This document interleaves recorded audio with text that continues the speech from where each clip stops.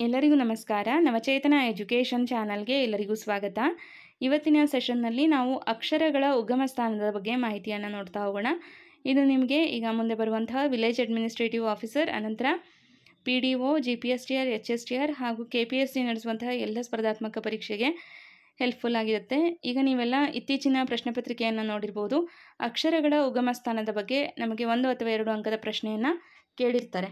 Okay, 1 ಅಥವಾ 2 ಅಂಕದ ಪ್ರಶ್ನೆಗಳನ್ನು ಕಡ್ಡಾಯವಾಗಿ ಕೇಳಿರ್ತಾರೆ. ಹಾಗಾಗಿ ಇದು ನಿಮಗೆ ನಾಳಿನ ಪರೀಕ್ಷೆಗೆ ಸಹಾಯಕವಾಗ್ಬೋದು ಅಂತ ಈ ಒಂದು ತರಗತಿಯನ್ನು ಮಾಡ್ತಾ ಇದ್ದೀನಿ. ಇಲ್ಲಿ ನಮಗೆ ಅಕ್ಷರಗಳ ಉಗಮ ಸ್ಥಾನದಲ್ಲಿ ಹಲವಾರು ವಿಧಗಳನ್ನು ನೋಡ್ತೀವಿ. ಯಾವುದ್ಯಾವುದು ಅಂದರೆ ಕಂಠ್ಯ ವರ್ಣಗಳು, ತಾಲವ್ಯ ವರ್ಣಗಳು, ಅನಂತರ ಮೂರ್ಧನ್ಯಗಳು, ದಂತ್ಯ ವರ್ಣಗಳು, ಓಷ್ಟ್ಯ ವರ್ಣಗಳು, ನಾಸಿಕಗಳು, ಕಂಠತಾಲು, ಅನಂತರ ಕಂಠೋಷ್ಟ್ಯ, ದಂತೋಷ್ಟ್ಯ, ಕಂಠನಾಸಿಕ, ಒಟ್ಟು 10 ವಿಧಗಳನ್ನು ನೋಡ್ತೀವಿ. ಸೊ ಯಾವ ಅಕ್ಷರ ಯಾವ ಒಂದು ಭಾಗದಿಂದ ಉಗಮ ಆಗುತ್ತೆ ಅನ್ನೋದನ್ನು ನೋಡ್ಕೋಬೇಕು. ಈಗ ನೋಡಿ, ಕಂಠ್ಯ ಅಕ್ಷರಗಳು ಅಂತ ಅಂದರೆ ಇಲ್ಲಿ ಅ, ಆ, ಅನಂತರ ಕ ವರ್ಗ ಏನಿದೆ ಅಲ್ಲಿ ನಮಗೆ ಅನುನಾಸಿಕ ಬರಲ್ಲ.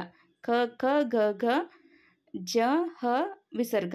ಓಕೆ, ಸೊ ಇದಿಷ್ಟು ಏನಾಗುತ್ತೆ, ಕಂಠದಲ್ಲಿ ಹುಟ್ಟುವಂತಹ ವರ್ಣಗಳು. ಹಾಗಾಗಿ ಇದನ್ನು ನಾವು ಕಂಠ್ಯ ವರ್ಣಗಳು ಅಂತ ಹೇಳ್ತೀವಿ. ಈಗ ನೀವು ಉಚ್ಚಾರ ಮಾಡಿ ನೋಡಿ, ಅ, ಆ, ಖ, ಖ, ಗ, ಘ, ಜ, ಹ, ಹ ವಿಸರ್ಗ. ಇದೆಲ್ಲವೂ ಕೂಡ ಏನಾಗುತ್ತೆ, ನಾವು ಕಂಠದ ಸಹಾಯದಿಂದ ಉಚ್ಚಾರ ಮಾಡ್ತೀವಿ. ಹಾಗಾಗಿ ಇದು ಕಂಠ್ಯ ವರ್ಣಗಳು, ಕಂಠದಲ್ಲಿ ಹುಟ್ಟುವಂತಹ ಅಕ್ಷರಗಳೆಲ್ಲ ಕಂಠ್ಯ ವರ್ಣಗಳು. ನೆಕ್ಸ್ಟ್ ತಾಲವ್ಯಾಕ್ಷರ.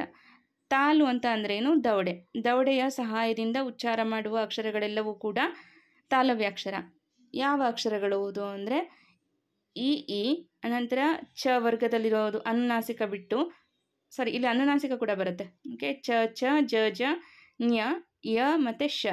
ಇದು ಏನಾಗುತ್ತೆ, ನಾವು ದವಡೆಯ ಸಹಾಯದಿಂದ, ತಾಲುವಿನ ಸಹಾಯದಿಂದ ಉಚ್ಚಾರ ಮಾಡೋದ್ರಿಂದ ಇದನ್ನು ನಾವು ತಾಲವ್ಯಾಕ್ಷರ ಅಂತ ಹೇಳ್ತೀವಿ.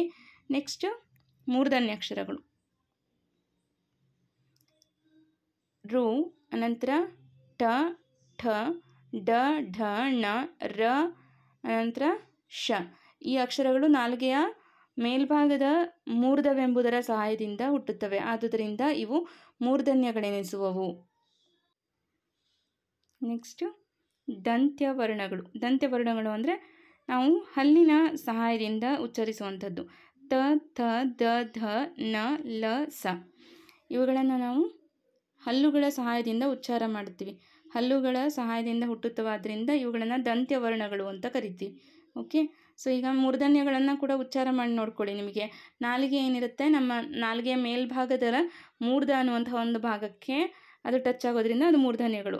ಅದೇ ರೀತಿ ದಂತ್ಯವರ್ಣಗಳು. ಈಗ ಥ, ಥ, ದ, ಧ, ನ, ಲ, ಸ.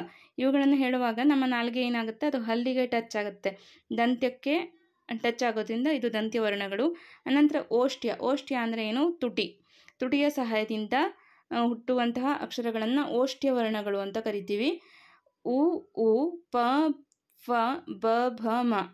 ಪ ವರ್ಗ ಮತ್ತು ಉ. ಓಕೆ, ಈ ಅಕ್ಷರಗಳೆಲ್ಲವೂ ಕೂಡ ತುಟಿಯ ಸಹಾಯದಿಂದ ನಾವು ಉಚ್ಚಾರ ಮಾಡ್ತೀವಿ. ಹಾಗಾಗಿ ಇದು ಓಷ್ಟ್ಯ ವರ್ಣಗಳು. ಅನಂತರ ನೆಕ್ಸ್ಟ್ ಬರುತ್ತೆ ನಾಸಿಕಗಳು. ಮೂಗಿನ ಸಹಾಯದಿಂದ ಉಚ್ಚಾರ ಮಾಡುವಂತಹ ಅಕ್ಷರಗಳನ್ನು ನಾಸಿಕ ವರ್ಣಗಳು ಅಥವಾ ಅನುನಾಸಿಕಗಳು ಅಂತ ಹೇಳ್ತೀವಿ. ಇಲ್ಲಿ ನೋಡಿ, ಜ್ಞ, ಞ, ಣ, ನ, ಮ ವರ್ಣಗಳು ನಾಸಿಕದ ಸಹಾಯದಿಂದ ಹುಟ್ಟುತ್ತವಾದ್ದರಿಂದ ಇವು ನಾಸಿಕಗಳು ಅಂತ ಕರೆಸ್ಕೊಡುತ್ತೆ. ಅನಂತರ 7ನೆಯ ವಿಧ ಕಂಠ ತಾಲು. ಕಂಠ ಅಧಿಕ್ ತಾಲು ಅಂದರೆ ದವಡೆ. ಕಂಠ ಮತ್ತು ದವಡೆಯ ಸಹಾಯದಿಂದ ಉಚ್ಚರಿಸುವಂತಹ ಅಕ್ಷರಗಳು.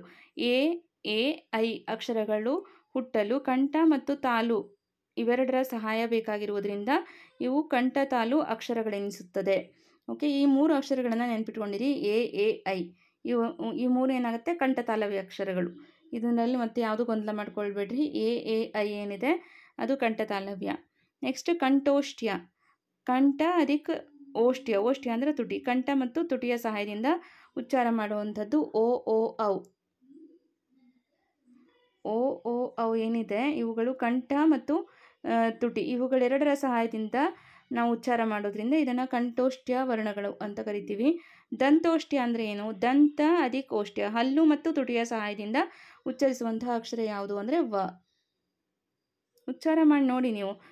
ತುಟಿ ಮತ್ತು ಹಲ್ಲಿನ ಸಹಾಯದಿಂದ ನಾವು ಈ ಒಂದು ವರ್ಣವನ್ನು ಉಚ್ಚಾರಣೆ ಮಾಡ್ತೀವಿ. ವ ಎಂಬಕ್ಷರವು ಹಲ್ಲು ಮತ್ತು ತುಟಿಗಳೆರಡರ ಸಹಾಯದಿಂದ ಹುಟ್ಟುತ್ತದೆ. ಆದ್ದರಿಂದ ಇದು ದಂತೋಷ್ಟ್ಯ ಅಂತ ಕರೆಸ್ಕೊಳ್ಳುತ್ತೆ.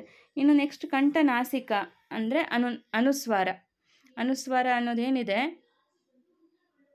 ಅಂತ ಹೇಳ್ತೀವಲ್ಲ, ಸೊ ಅದೇನಿದೆ ಅದು ಕಂಠ ಮತ್ತು ನಾಸಿಕದ ಸಹಾಯದಿಂದ ಹುಟ್ಟುತ್ತೆ. ಹಾಗಾಗಿ ಅದನ್ನು ನಾವು ಕಂಠನಾಸಿಕ ಅಂತ ಕರಿತೀವಿ. ಸೊ ಈ 10 ವಿಧಗಳನ್ನು ನೆನ್ಪಿಟ್ಕೊಳ್ಳಿ. ನಮಗೆ ಇದು ನಾಳೆಯ ಪರೀಕ್ಷೆಯಲ್ಲಿ ಪ್ರಶ್ನೆ ಆಗ್ಬೋದು.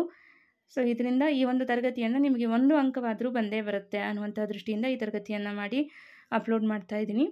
ಓಕೆ, ಸೊ ಈಗ ಇಷ್ಟು ದಿನದ ತರಗತಿಯಲ್ಲಿ ನಾಳೆಯ ಪರೀಕ್ಷೆಗೆ ನಿಮಗದು ಸಹಾಯಕವಾದರೆ ನಾನು ತರಗತಿ ಮಾಡಿದ್ದು ಕೂಡ ಸಾರ್ಥಕ ಅಂತ ಅನಿಸ್ಕೊಳ್ಳುತ್ತೆ.